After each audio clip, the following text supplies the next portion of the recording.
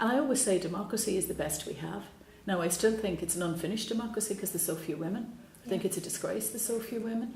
And I think it takes from the quality of the discussion in here. Any place where there isn't equality, where there isn't at least a 30% representation of women, I think it's not getting the full story on any issue.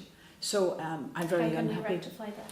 Well, it's first of all, I think the quota system of 30%, of people being selected at convention, I think that's a very good initiative. That's a really good initiative, and that'll make a difference. It won't be it won't be a full solution, and I don't even know what difference it's going to make in the next elections. But it should make a difference. I don't know what percentage will go from the current.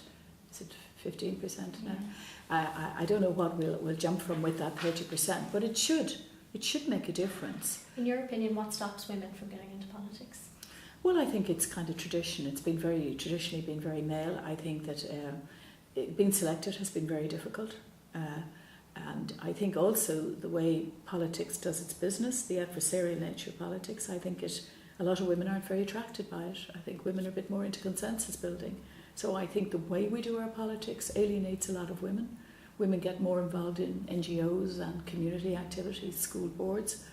But there's still plenty of women who want to be involved, and it's an interesting question. I think childcare comes into it, and many women perhaps not having enough support.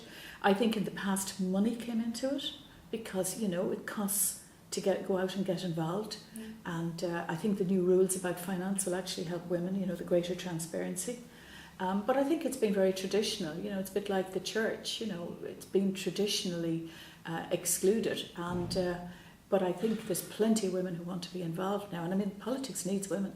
I think it's like the church. If the church was smart, they'd have a lot more women involved, and you'd have a lot more openings for women. And it's the same in politics.